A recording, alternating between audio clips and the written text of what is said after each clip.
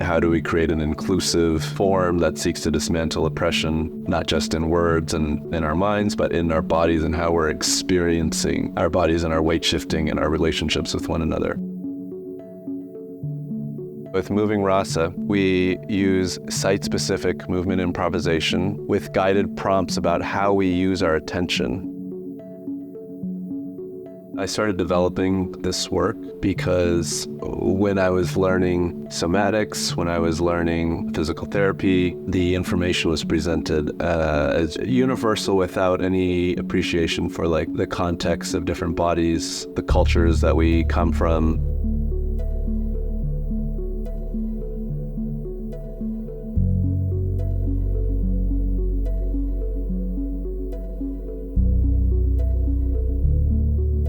This 5-day retreat was particularly special. During COVID, we weren't allowed to touch, we weren't allowed to do any in-person stuff, and so a lot of our stuff moved online. This retreat was the first time that my virtual groups started to come into contact with my in-person groups. People were talking about their upbringing in the Philippines or other parts of the world, and then we found commonalities.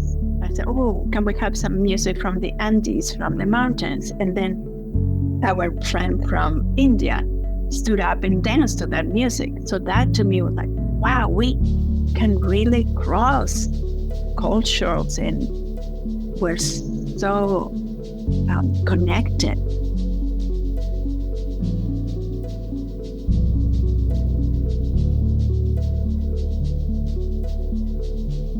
It felt like a success for me because it was like, you have been actually facilitating us to feel our own agency and to say yes and no. Yeah.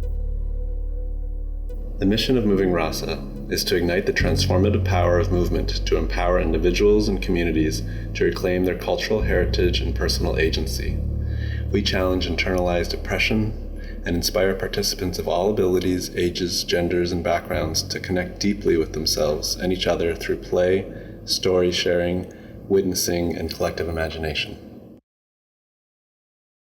Rasa is the Indonesian word for taste in the mouth. It could be salty or sweet, but rasa is also the taste for anything in life, being able to discern the flavor of things for ourselves, and that everybody's rasa, which comes about in relationship to another person, to other objects, to the environment, to ideas, to our culture, to our ancestors.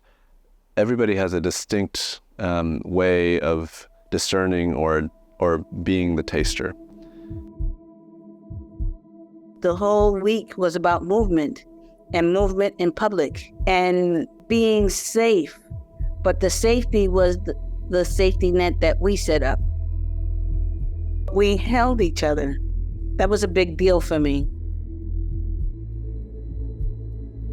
I think about just how we were able to engage in touch with each other through the dances, and like touch is such a technology that's like suppressed versus separated from it, and we know it through the context of like sex or aggression often, you know, and so just it's so much more sophisticated than like having such a basic understanding of consent. It's about diversity and unity, so that we have a multiplicity of voices and they're not erased. Our diversity amplifies us to connect with our water of life, to connect with our purpose, to connect with our goodness, to connect with who we are. And it all started from these really small moments of like looking at each other and like, hey, actually, do you want to work together? Or like, hey, can I join in as a trio? Like these small movements that like naturally built this freedom to like, if you're not feeling the thing, you can disengage. And I think that freedom to come in and out, for me, felt like it had opened the door to be able to actually open up.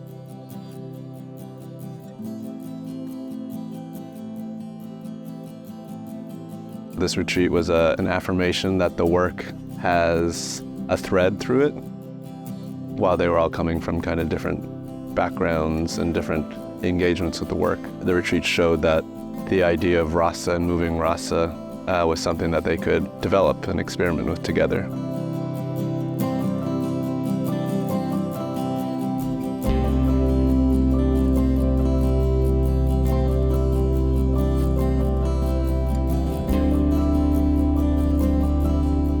I have been waiting all of my life to let loose and feel justified. It took me a long time to get to that dance, but I got it. That's the most important thing. I got there.